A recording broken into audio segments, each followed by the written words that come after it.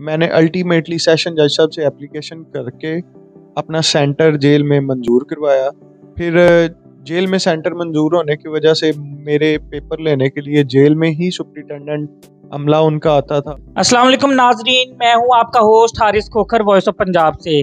आज मेरे साथ मौजूद हैं एक लॉयर राय एयाज साहब। इन पे 302 का मुकदमा हो गया था और 2010 से 2017 तक 7 साल इन्होंने जेल में गुजारे। जेल की कैसी ज़िंदगी है, जेल में क्या मुश्किलात पेश आती हैं। सबसे बड़ी अचीवमेंट इनकी ये है कि जेल में इन्होंने पढ़ाई हासिल की, ग्रेजुएशन की, मास्टर्स किया, कुरान पाक की तालीमात हासिल की और जर्नलिज्म की स्टडीज़ भी की। अस्सलाम वालेकुम। Thank you. वालेकुम सलाम। क्या हाल है राय साहब? जी अल्हम्दुलिल्लाह। जेल में आपने इतनी डिग्री हासिल कर ली, ये कैसे मुमकिन हुआ? किसी ने मोटिवेट किया था या खुद दिल में ख्याल आया था? और अब आगे इस पर कैसे काम जारी रखेंगे आप उन लोगों के लिए कि जो नौजवान इस वक्त जेल में, क्या पैगाम देना चाहते हैं? बेसिकली मैं आपको बताता हूँ कि इंसान के बस में कुछ नहीं होता। मैंने एक जगह पढ़ा था कि इंसान सोच भी नहीं सकता जब तक अल्लाह ताला उसको सोच ना दे। मेरा कोई कमाल नहीं इसमें, ये मेरे अल्लाह ताला की रज़ा थी, ये अल्लाह ताला की मेहरबानी थी कि मेरा टाइम जेल में रह के अल्लाह ताला ने पॉजिटिवली कंज्यूम करवाया।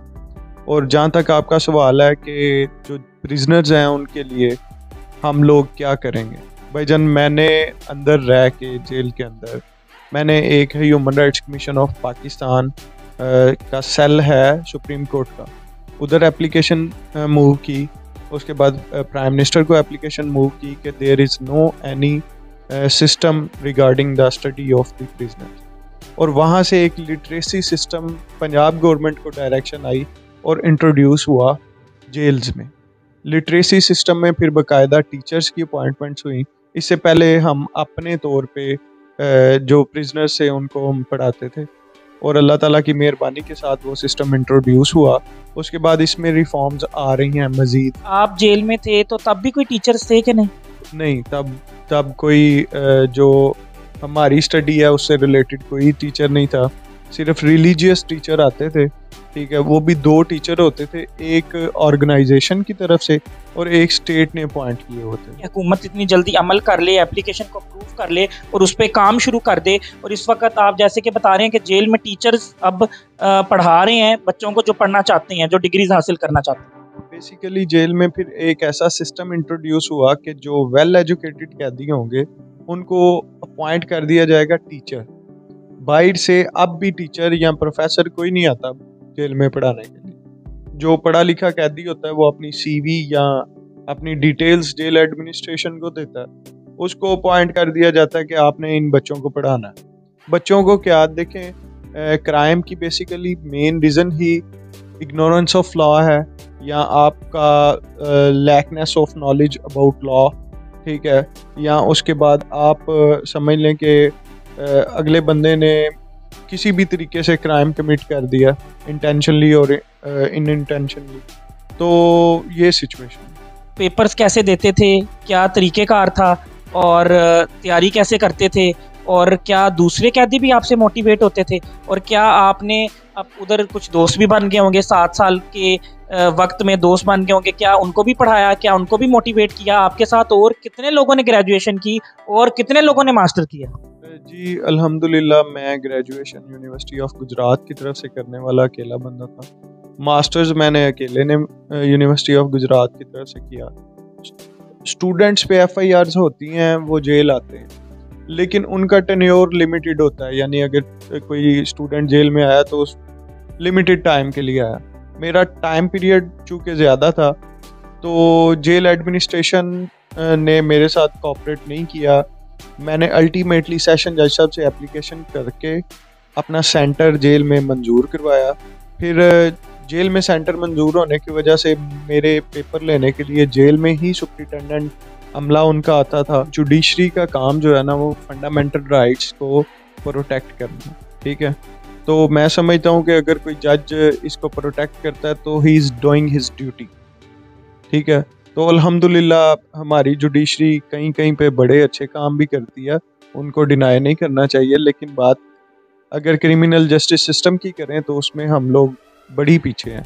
अगर फिगर्स को निकाल के देखा जाए तो कल भी एक कॉन्फ्रेंस में डिस्कस हो रहा था कि मर्रात लेने में जजेस टॉप 10 में हैं और डिलीवर करने में जजेस 130 में से 124वें नंबर पे। 7 साल में आपने जैसे बताया कि आपने मास्टर की डिग्री भी ले ली, आपने ग्रेजुएशन की डिग्री भी ले ली, तो फिर जब बाहर आए तो फिर लॉ का आइडिया कैसे आया? बेसिकली लॉ का आइडिया मेरा जेल में ही था।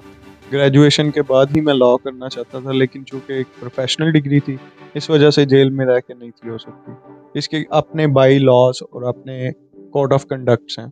जेल के अंदर के हालात क्या हैं, कैसा सलूक होता है और क्या हालात हैं जेल के, यानी कि आप क्या पैगाम देना चाहते हैं यंगस्टर्स को? 2017 तक की बात मैं आपको बता देता हूँ। 2017 तक जो मैंने अपने टेन्योर में देखा, सबसे बड़ी अचीवमेंट ये थी कि एक PCO यानी पब्लिक कॉल ऑफिस जो है ना वो इंट्रोड्यूस करवाया गया जेल में, जिसमें एक प्रिजनर को ये राइट दिया गया कि आप 20 मिनट हफ्ते में अपने घर वालों से बात कर सकते हैं और उसके प्रोबेबली चार्ज भी करते हैं वो। ठीक है, पहले तो मेरी रिक्वेस्ट ये होगी कि आप ना एक्सेस एक कैदी को ज़्यादा से ज़्यादा अपने विजिटर्स को और मिलने की और फ़ोन की एक्सेस जो है वो लीगली बढ़ाएं। उसकी रीज़न ये है कि उसकी फ्रस्ट्रेशन ख़त्म हो जाती है। वो अपना वर्शन केस से रिलेटेड या अपना वर्शन क्राइम से रिलेटेड या रो के या जिस तरह भी अपना अग्रेशन यानी वो निकाल देता है। ठीक है, पहले ये मेरी टेन्योर में होने वाली एक वो लिटरेसी क्लासेस वाला सीन और दूसरा ये 2 रिफॉर्म्स पूरे 7 से 8 साल। और अगर ये हो जाए तो काफ़ी कैदी डिप्रेशन से बच जाएंगे। अच्छा, मुझे ये बताएं कि जेल में अगर कोई बीमार हो जाता है तो उनका जो ये मेडिकल फैसिलिटी है कैसी है? जेल में 1 या 2 duty doctor medical officers MBBS qualified या उससे ज़्यादा जो है वो अपॉइंट होते हैं। हफ्ते में 1 दिन मुख्तस होता है स्पेशलिस्ट का विजिट्स। ठीक है, एमरजेंसी ट्रीटमेंट उस लेवल का नहीं, मेडिसिन की क्वालिटी उस लेवल की नहीं। ठीक है, और डिस्पेंसर्स को पावर्स डेलीगेट कर दी गई होती हैं कि आपने ही मरीज़ को देखना है, आपने ही चेकअप करना है। उसके सिम्पटम्स प्रॉपरली डायग्नोस नहीं किए जाते, प्रॉपरली उसका ट्रीटमेंट नहीं किया जाता। कई ट्रीटमेंट ऐसे होते हैं जो एक्सपेंसिव होते हैं, वो बंदा अंदर सिसक के मर जाता है। यानी कि सिम्टम्स डायग्नोज ना होने की वजह से बीमारी फैल जाती है और बंदा अंदर ही एक्सपायर हो जाता है। यानी कि मेडिकल फैसिलिटी जेलों में इतनी अच्छी नहीं है। अच्छा, खाने के क्या हालात हैं जेल में? खाने के हालात ये हैं कि किसी हद तक ठीक है, जो मटेरियल मिलता है उसमें अच्छा मटेरियल भी होता है और मिक्सअप सीन होता है। यानी आपको वो खाना उस लेवल का देते हैं कि आपने फिर खुद उसको पकाना। क्या पाकिस्तानी लोगों का ये हक नहीं कि उनको अच्छा खाना मिले, उनको अच्छी मेडिकल फैसिलिटी मिले?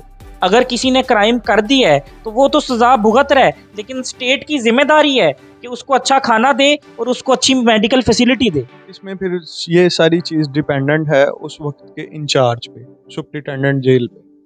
अगर वो करप्ट है तो फिर आपको खाना अच्छा नहीं मिल रहा, और अगर वो दयानतदार ऑफिसर है तो आपको खाना भी अच्छा मिल रहा है, आपको अकोमोडेशन भी। यानी कि अगर वो करप्ट है तो फिर दाल ही मिलती रहेगी, लेकिन अगर वो ईमानतदार है तो फिर चिकन भी मिल जाएगा। कभी मिलना शेड्यूल के मुताबिक है, लेकिन क्वालिटी पे कंप्रोमाइज हो जाए। 302 के केस आपके सामने आते होंगे तो आपको पता चल जाता होगा खुद ही देखते साथ ही कि ये इसने वाकई ही क्राइम किया है या इस पे थोप दिया गया, क्योंकि पाकिस्तान में 50% ऐसे होता है कि किया होता है, ठीक है, और 50% ऐसे होता है कि जनाब थोप दिया जाता है। मैं आपको अपने एक्सपीरियंस की बात बताता हूँ कि एक टाइम वकालत में ऐसा आता है कि आप फाइल को देखते हैं तो आपको खुद सोच आ जाती है कि ये बंदा गुनाहगार है या नहीं। अभी तक कितने केस लड़ चुके हैं और कितने लड़कों को या लोगों को मोटिवेट कर चुके हैं कि अंदर अगर जेल हो भी जाती है तो अंदर जाके स्टडी करनी है? मेरा इंटरेक्शन काफ़ी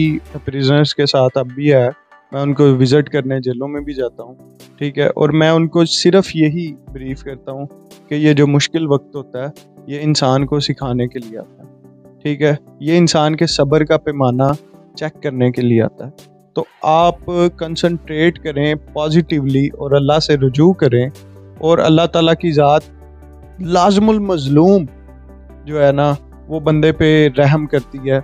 आप इसको पॉजिटिव वे में चलें, आप पढ़ें, आप अपने टाइम को पॉजिटिव तरीके से, बुक्स अच्छी पढ़ें।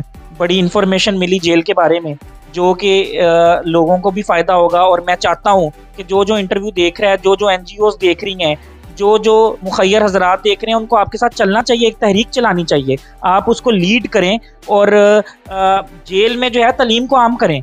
तालीम आम होगी, लिटरेसी रेट बढ़ेगा, पाकिस्तान तरक्की करेगा। पाकिस्तान जिंदाबाद। जिंदाबाद। सर आपका शुक्रिया। Thank you so much.